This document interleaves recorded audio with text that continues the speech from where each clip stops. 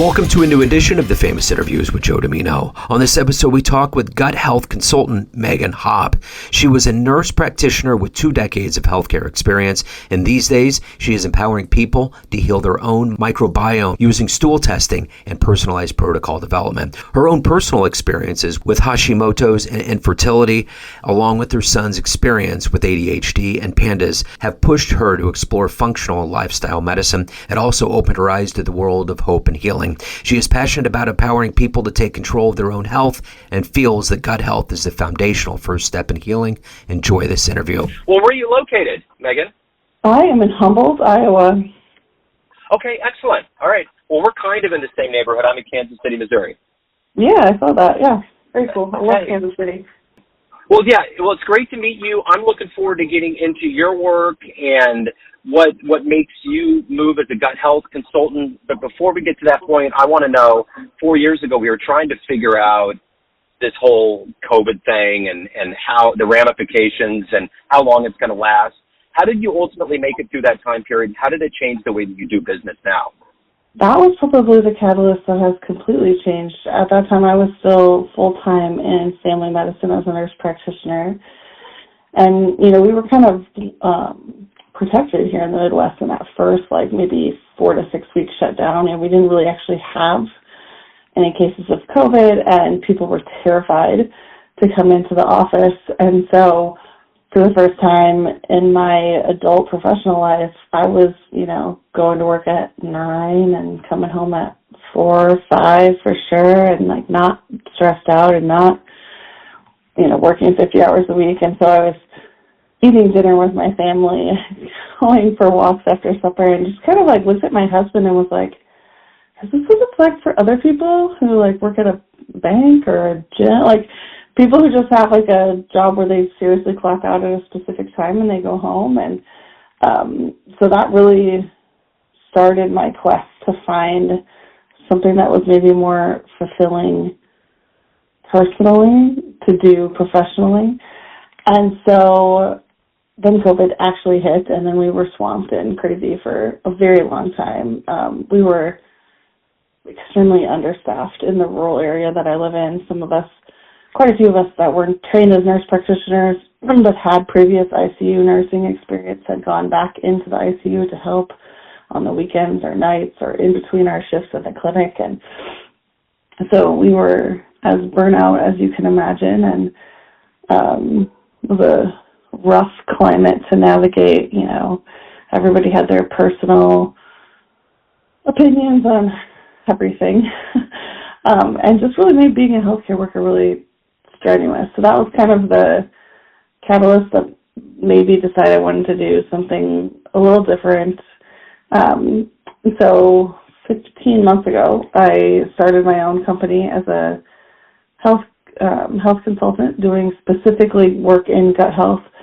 And I have grown that, and just in the end of May this year, I've walked away completely from conventional medicine, and I'm full-time momming and then part-time health consulting, which has been exactly what I was kind of always looking for but didn't know. If I was to put you in front of a bunch of third-grade students right now, and it's career day, and one of the kids wanted to know exactly what you do on a daily basis, and they said, hey, what do you do for a living? How would you answer that child? I would tell them that I look at people's poop and tell them, based on their poop results, what we can do to change the foods that they're eating so that they can feel better.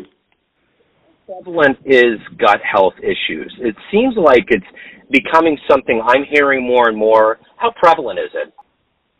Extremely prevalent. And what people are not, gut health has been a buzzword for a while. I feel like people are really, truly starting to really learn about the microbiome itself and how impactful it is.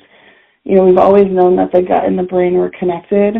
I think for a long time we thought the brain was in the driver's seat. I think we're realizing the gut is in the driver's seat on a lot more than we thought it was. And gut health can impact so many things, specifically off the top of my head, autoimmune conditions, rashes. It's so much more than just my stomach hurts. People can have gut issues with their gut health that can impact pretty much everything. And so getting a good baseline of, like, where is my microbiome? What does mine look like? If you're in a good place, we can still optimize, but for a lot of people, they're not in a good place at all, and we can make a tremendous impact in their health by analyzing what's going on in their microbiome. In the third grade, what did you want to be when you grew up?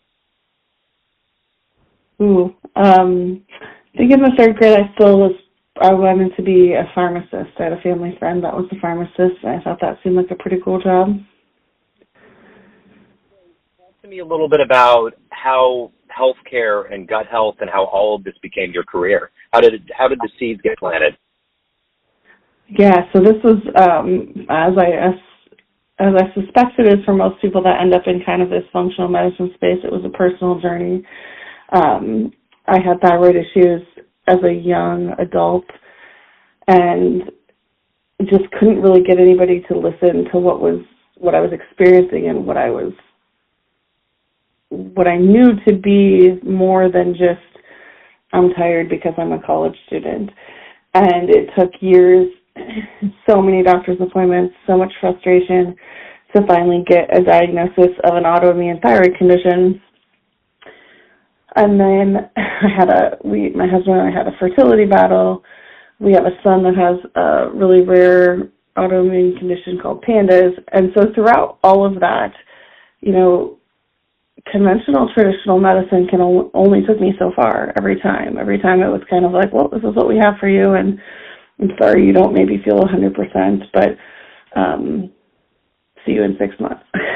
And so as I dove in and did my own research, I found tons of really interesting things that could be done with gut health and just, lifestyle in general. Like, I think that the way our healthcare system is set up, we don't really have a lot of time in conventional medicine to talk to people about the massive impact things in their lifestyle can do. And, everybody knows, like, we should eat a few more vegetables and maybe exercise and, don't smoke and, like, things like that. But to really, truly emphasize the impact that can have, the difference between eating one vegetable a day and 7 vegetables a day and how truly impactful that is, I think is really undersold in today's healthcare climate. So who's been kind of a hero or an inspiration for you in your life?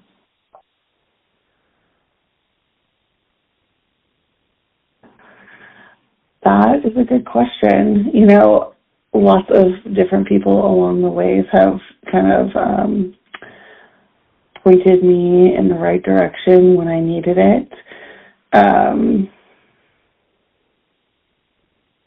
I did have some really incredible teachers in all walks of life. So starting back in elementary school, high school, definitely some of my college professors that were just really good at teaching me that I didn't have to be like everybody else. Like, so I could, pick out what I was really good at and focus on that and kind of try to make that work for me.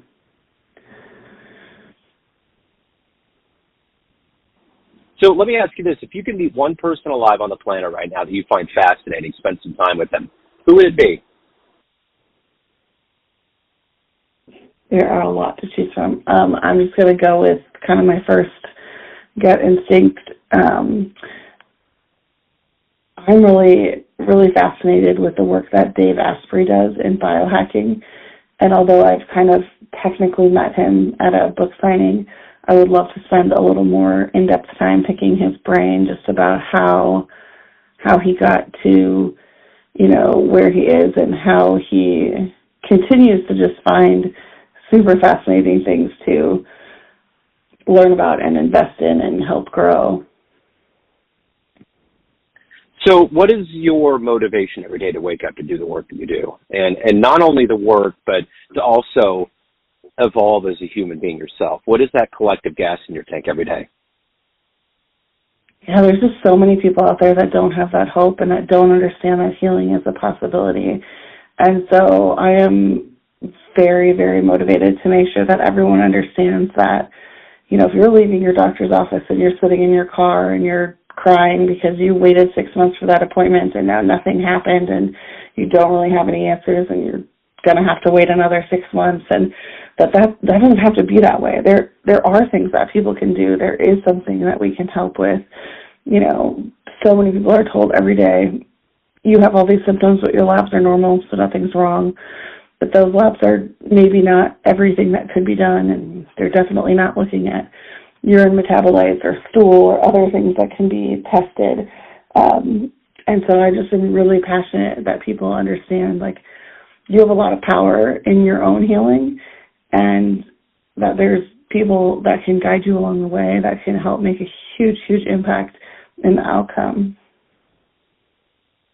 So of all the patients that you've had, what's been one of the more memorable ones, one of the ones that made you grow the most or really stands out? Oof, I got 2 decades worth of people to think through there, but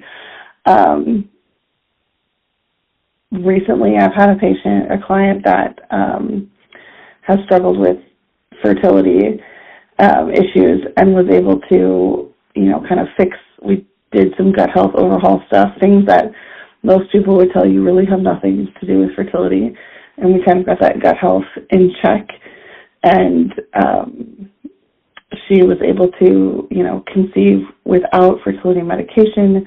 Her pregnancy thus far has been healthier than pregnancies she's had in the past. That just lights me up inside. Like, I wish someone had helped me with that, you know, 10, 15 years ago, and saved me a lot of time, money, and heartache. But I just love knowing that there is so much control, like clients, patients, we PS people have so much power and control over our journey. We just have to kind of take it back and be interested in putting in the time and investing in the money and the mentors and the people that help us really improve our health. So what's the best advice you've ever gotten in your life?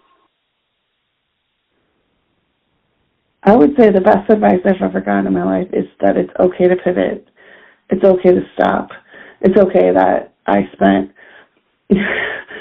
a lot of money, a lot of time on my journey to become a nurse practitioner. It's still okay that that's maybe not what I want to do for the rest of my life, or that I want to take that skill set and pivot and do it in a different way, and that's okay.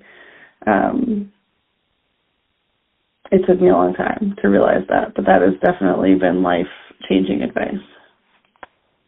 So of all of the things that you've done and accomplished in your life, what are you the proudest of?